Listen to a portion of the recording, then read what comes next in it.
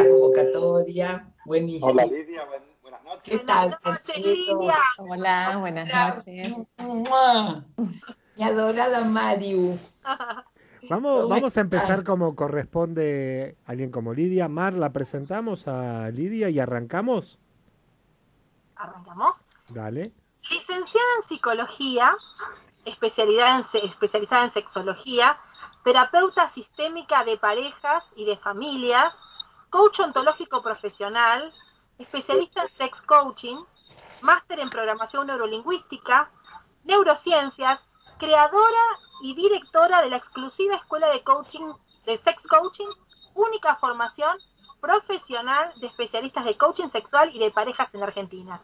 Una mujer poderosa, resiliente, que por sobre todas las cosas nos conocemos hace muchos años, creo que como sé, más o menos 20, no me acuerdo, y a la que quiero particularmente mucho.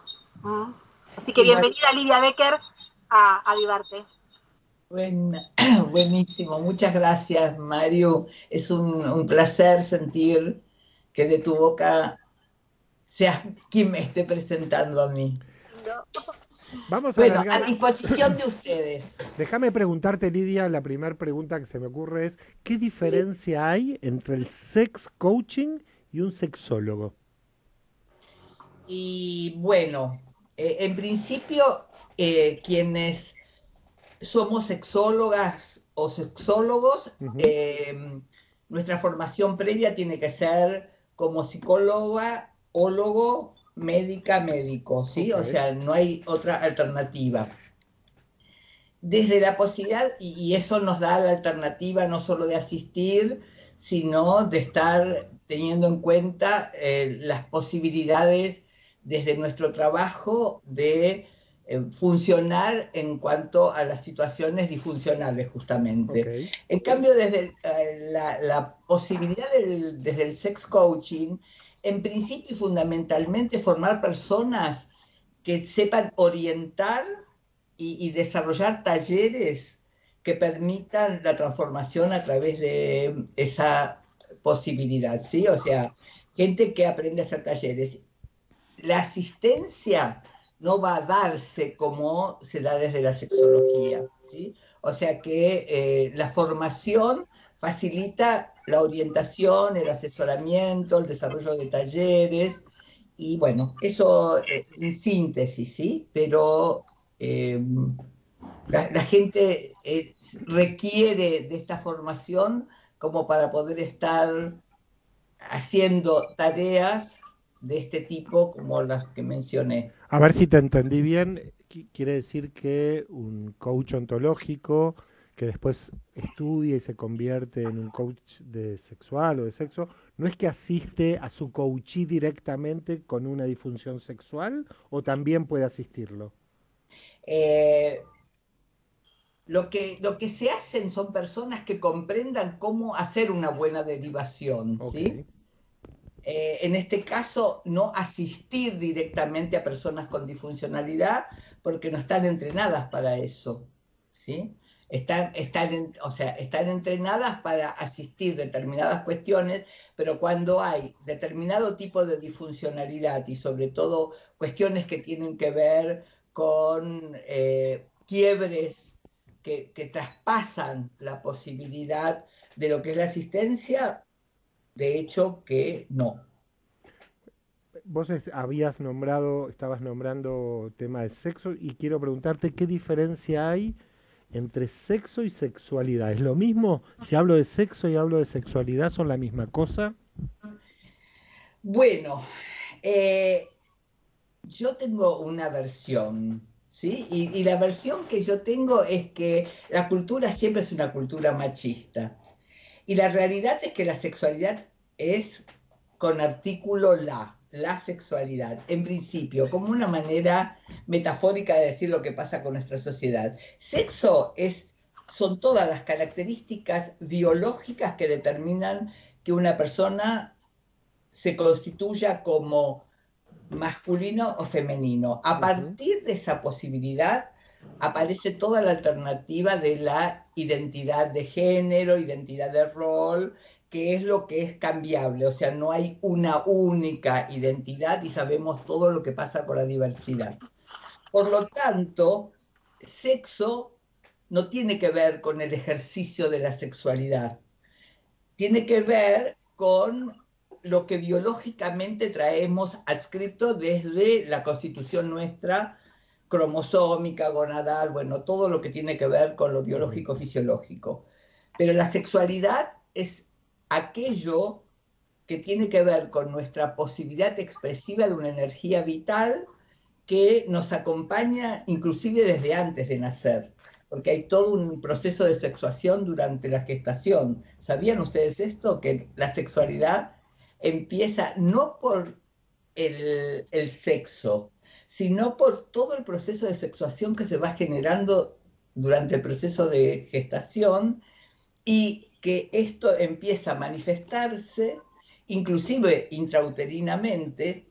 Hay criaturas que se chupan el dedo, que tienen toda una posibilidad de recepción, que la impronta que surge es a partir del instante mismo del nacimiento, cuando empieza a estar en brazos de mamá, en brazos de papá, todo aquel contacto amoroso empieza a dar posibilidad de expresión de nuestra energía sexual, que nos acompaña desde que nacemos hasta que morimos.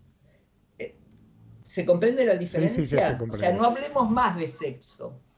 Hablamos de sexualidad. Lidia, acá nos preguntan, ¿desde cuándo existe el sex coaching? Bueno,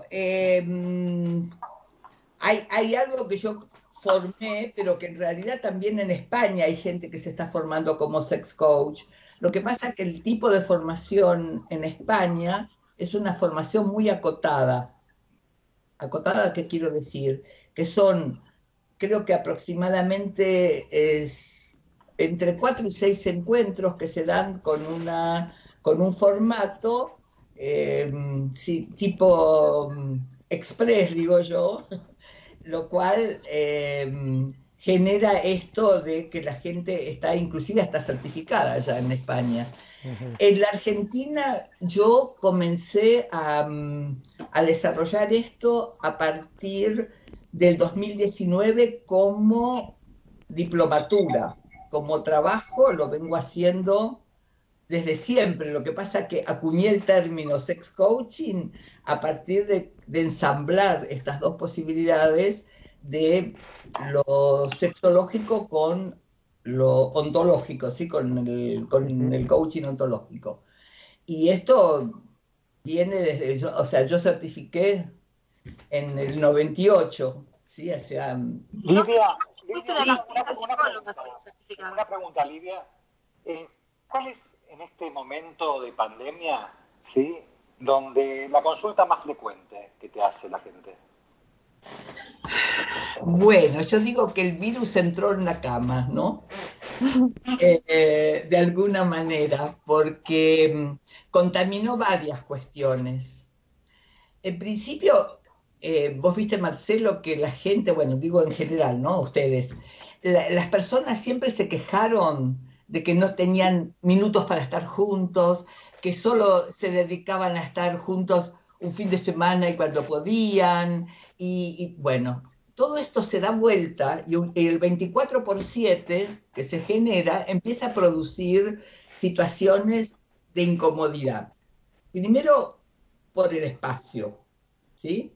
Toda la espacialidad. No es lo mismo estar en 40 metros cuadrados que estar en 400, ¿sí? Pero aún así, también se evidencia eso, ¿no? De qué pasa con el estar tanto tiempo. Por un lado, esto. Por otro lado, lo económico.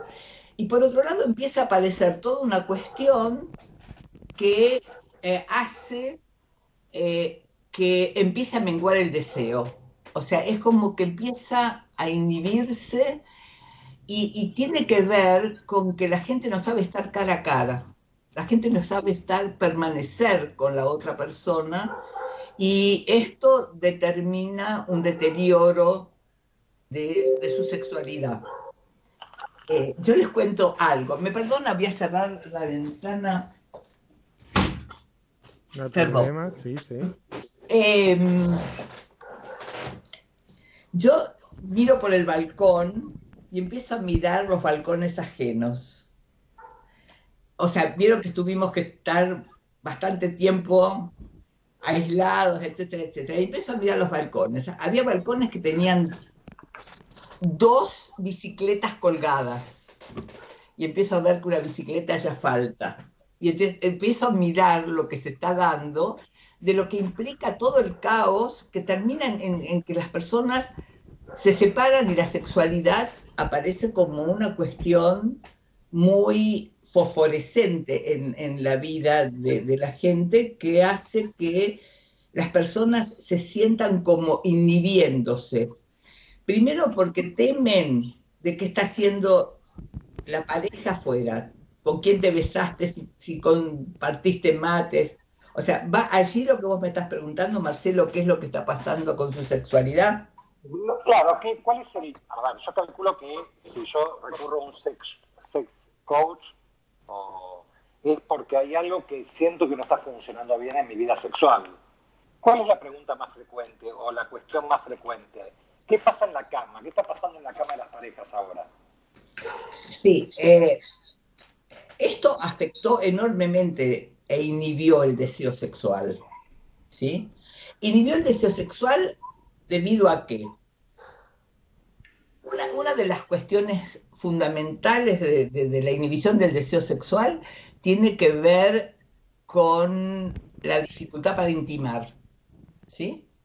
Y la sexualidad que se ejercía habitualmente en no pandemia era una sexualidad de descarga, o sea, salvo parejas que tengan una vida constituida, amorosa, pero el común denominador de la gente que me consulta es gente que dice que se hartó de ver lo que pasa, gente que está enojada.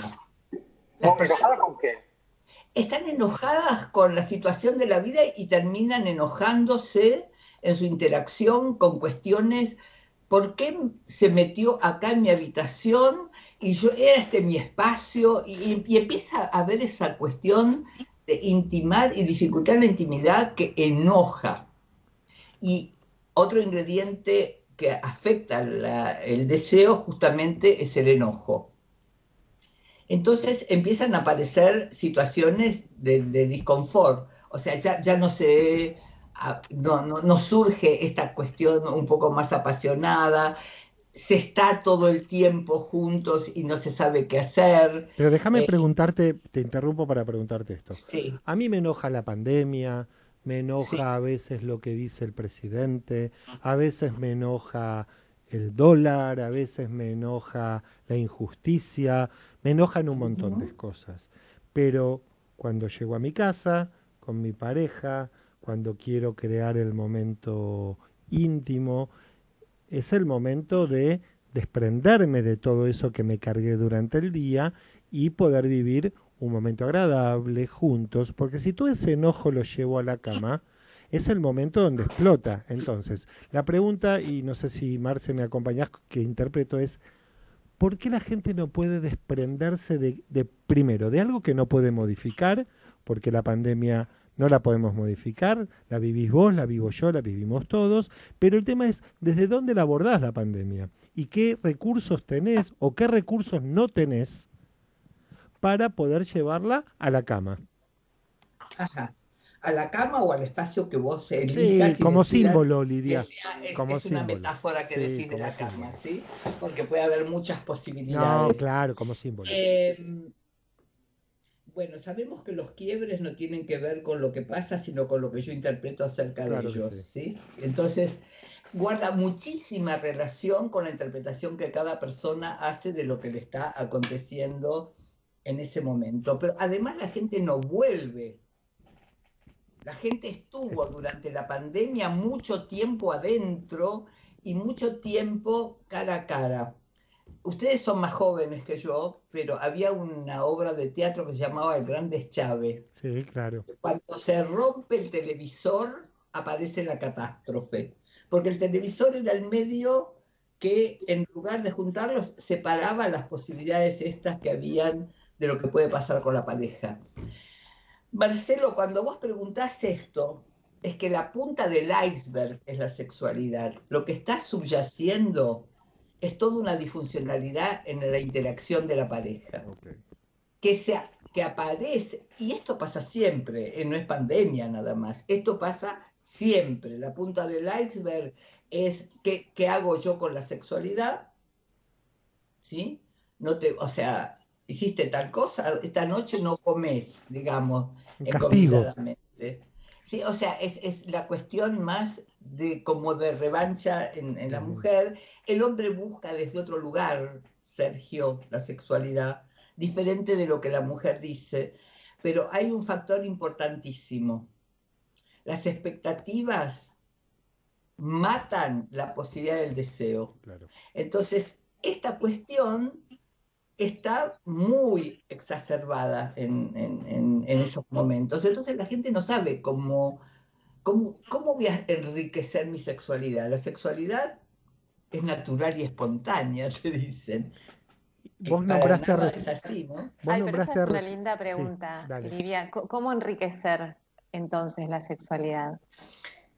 De muchísimas maneras, ¿sí? Lo que pasa es que hay como un estereotipo convencional de repetir la escena sexual como siempre y esta situación tiene como modelo el modelo del varón, y la mujer no se atreve mucho a decir cuánto quiere, cuánto necesita y cuánto le gustaría desde otro lugar. Por ejemplo, una pareja donde consultan por inhibición del deseo sexual de ella y él está enojadísimo.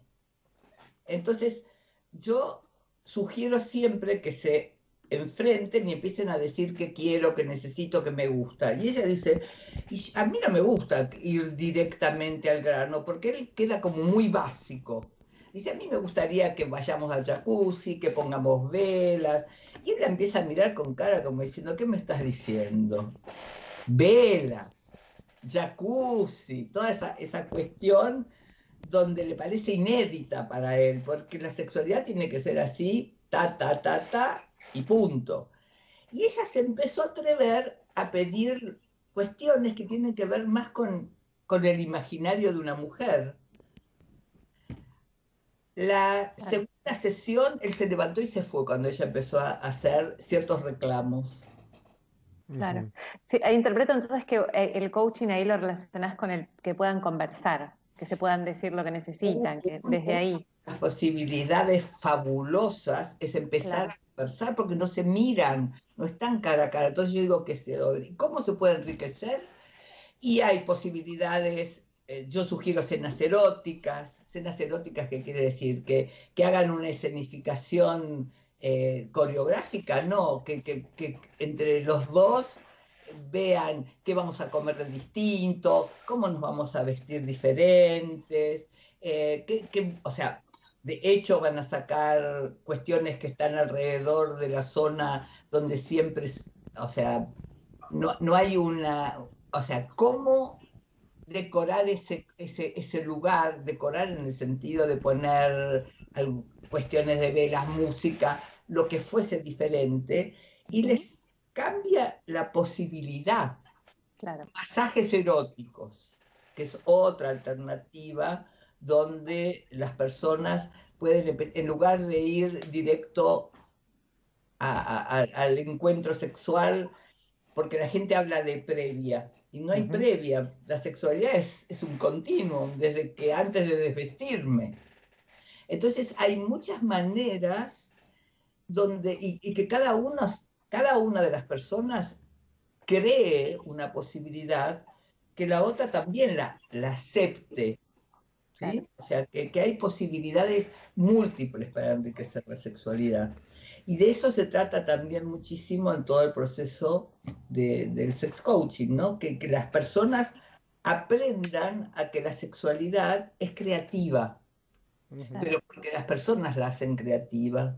¿Sí? Vos sabés que hace un rato hablábamos de con amor, sin amor, medio anecdótico, ¿no? Pero conversé hoy con una amiga que me decía, no aguanto más de ver a mi marido todos los días, hace un año, tiene contado el tiempo, hace un año y 4 meses, porque con el tema de la pandemia hace home office, entonces está acá, no, ya no lo quiero ver más, no nos queremos ver más. Que es claro, es una de las situaciones, ¿no? Entonces, a otras nos resultó al revés. Qué bueno que podemos estar juntos. Pero entonces hay algo que hace una diferencia entre esos casos, que yo me imagino que los que te van a ver a vos son los que están más del lado de esta situación de que la están pasando mal. ¿Qué se te ocurre que hace que aparezca esa diferencia? Para el lado donde algunas sí y otras que claro, ¿viste? Parejas que se rompen. Ajá. Bueno, mira, yo decía esto de lo que uno puede ver, porque se transforma en un quiebre que lo podés interpretar como que es un desastre y esto me tiene que tocar justo a mí, y por qué con este y toda la cuestión, o con esta mujer, o puede esto de que qué bueno que aparece como posibilidad de que yo pueda estar más junto con él o con ella, ¿sí? Se hizo una encuesta para ver qué pasaba con el deseo, ¿sí? Y en esa encuesta tenía que ver con aquellas cuestiones de que qué pasa que los hombres se permiten tener mayor cantidad de veces al día fantasías o cuestiones que tuvieran que ver con la sexualidad. Inclusive durante la noche los hombres tienen 6 periodos de sueños que permiten evaluar cuando un hombre tiene una disfunción sexual si logra la erección, y con el monitoreo se ve que los sueños sexuales el hombre los tiene durante la noche, y por eso durante la mañana se despierta y tiene erección el varón. Claro. O sea que es un buen diagnóstico. Bueno, claro. Entonces, ¿qué creen ustedes que pasa que los hombres se permiten tener y soñar imaginariamente con situaciones sexuales y muchas mujeres no, con esa intensidad? ¿Qué suponen que pasa? No, para mí tiene que ver, a ver si estoy bien, con el permitírselo, Total, con el permiso que se da. Entonces, ¿qué se hizo en esta encuesta? Se puso a ver qué pasaba con los chats de hombres y de mujeres. Okay. ¿Sí? Y entonces en el chat del hombre, el hombre decía a las 9 a.m., ¿cómo me gustaría haberme quedado jugando con vos a la mañana, pero me tuve que levantar a ir a trabajar? Ella decía, chat con foto del nene. Mirá cómo estamos jugando con el nene que está aprendiendo a castrar los cubos. A las 12 a.m., él le dice, te voy a comer a besos. Y ella manda un chat, mirá qué rica ensalada que estoy comiendo, ¿sí? A las 18 horas, él le dice, prepárate porque esta noche te voy a morfar todas. Es maravilloso esos mensajes. Y ella está mandándole un chat donde cocina y dice, mirá lo rico que te voy a preparar para esta noche. Pero esta cuestión mostraban lo poco que calentaban el cerebro las mujeres. Claro. Entonces llega el hombre, dice, me tocó, puedo decir, las tetas y el culo, estaba lavando, estaba cocinando. Y entonces él quiere ir directo al grano. Y entonces y ella se enoja porque está con este básico. Claro. Entonces, digo yo, ¿qué te pasaría si mandás un chat de otra manera? O sea, que empiece la mujer, no para él, para poder darse el permiso para calentarse el cerebro. ¿Sí? Déjame preguntarte esto, Lidia, porque yo tenía la creencia o la fantasía o tenía en realidad la esperanza que esos paradigmas de el hombre calentón que manda los chats y se levanta a la mañana con la eyaculación o con todo a flor de piel, era de otra generación, que ahora la mujer ya tiene otros permisos, o por lo menos en otras generaciones, que las nuevas generaciones no tiene que ver con que el chat lo manda siempre el hombre. Como que el chat está permitido hoy en las nuevas generaciones, desde la mujer también, que hay un nivel de igualdad. Por ahí no hablamos de los 50, de los 60, o sí hablamos de los 50, pues yo tengo 50, pero hoy está como más parejo. La mujer que dice, che, el nene acá hizo un despelote bárbaro, por esta noche cuando venís te parto al medio. No, inclusive que pide más, ¿no? La mujer. ¿Cómo? Que la mujer, me da la sensación que ahora la mujer se permite como ser más participativa y no tan pasiva a la hora del sexo, ¿no? O sea, como que... Sí, sí, pero yo no estoy hablando de pasiva o activa, estoy hablando de permiso y de posibilidades. Yo les cuento, yo certifiqué como sexóloga en el año 81, ¿sí?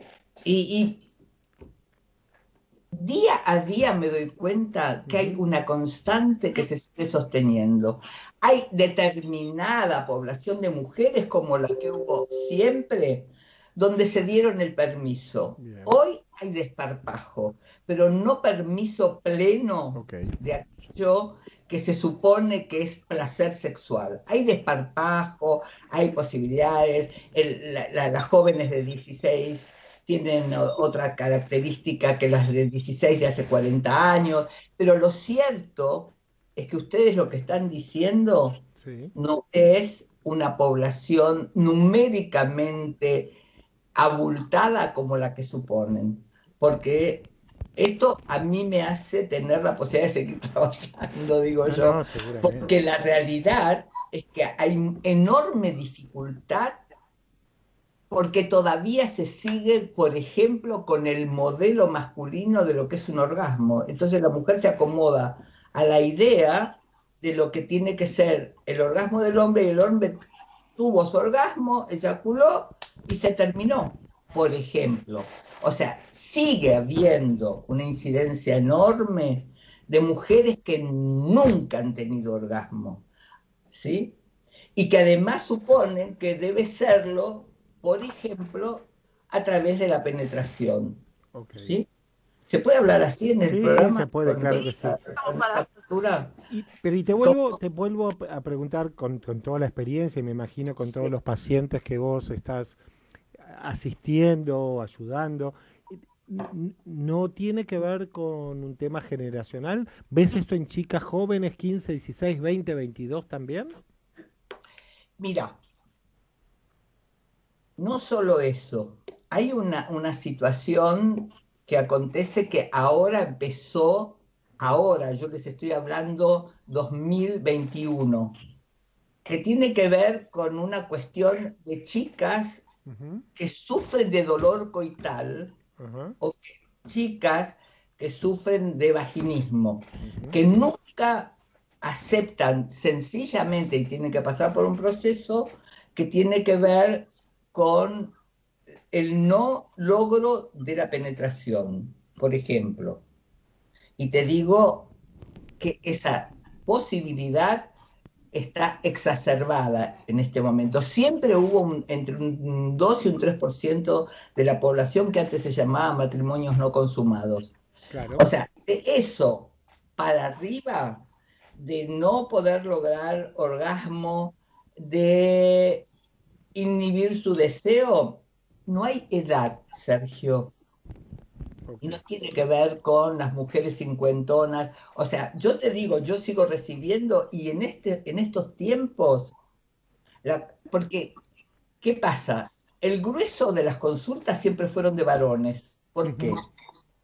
Porque los varones tienen una cuestión de que no solo se sienten que no disfrutan, sino que no complacen a su compañera, como si el placer viniese del hombre y no de hacerse responsable la mujer también de su propio disfrute. Claro.